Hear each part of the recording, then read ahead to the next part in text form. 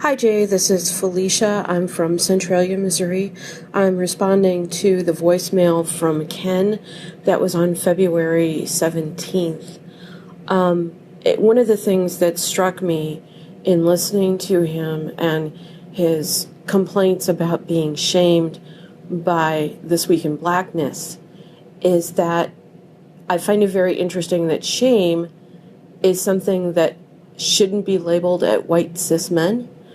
Across the board, whenever we talk about shame and groups who need to be shamed, what we're really talking about are women, black and brown people, anyone who isn't white, straight, and male.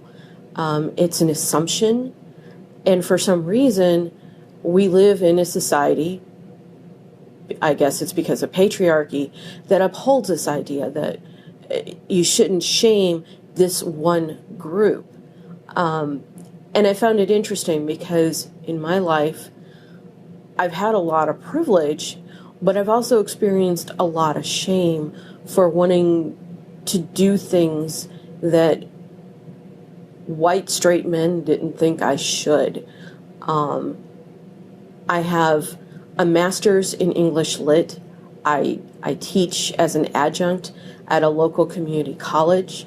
I tried to get my PhD and ran out of money, and consequently now I have a butt ton of student loan debt that I can't pay off because the fact that I don't make enough money to make the type of payments that they want me to make. And I had white male professors telling me that I should have been happy with just the BA because nobody in my family had any college education, or that I should have been happy with just the MA because, again, I had already went way beyond what my family should do. And again, it was this idea that it was shameful for me to try to do something that was more than what I should have done based on the fact that my family is white working class. I've experienced people shaming me because of the fact that I can't pay back those loans. I've experienced people shaming me because as a woman, I've not wanted to fit what society deems as appropriate. I didn't want children. And at 50 years old, I'm not going to have children at this point. I didn't want a traditional marriage. All of these things were things that people felt were properly reasons to shame me. And so while I understand that the comments offended him, there's a part of me that's going, join the club.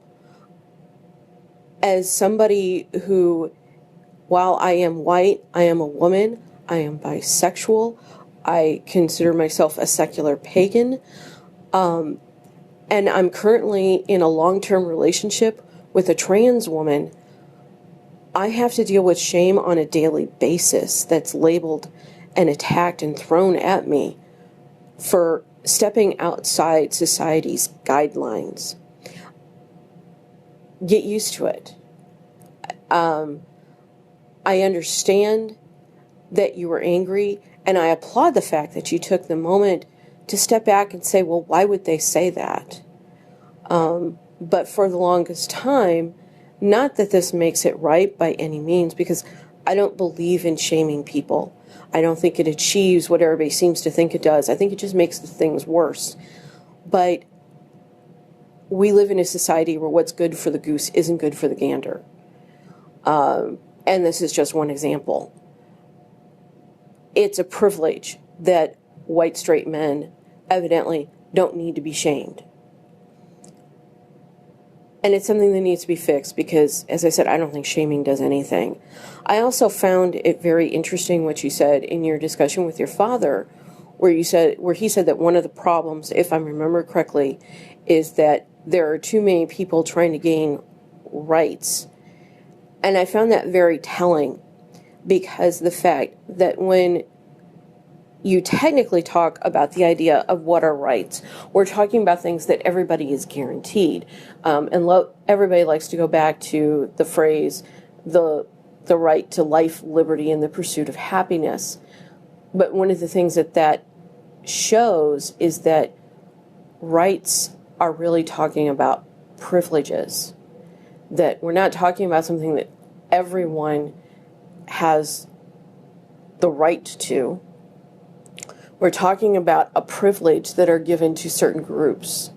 And that the problem is that too many of these other groups are now trying to get privileges that for one reason or another, the quote-unquote majority culture thinks they don't deserve, which is very different from rights.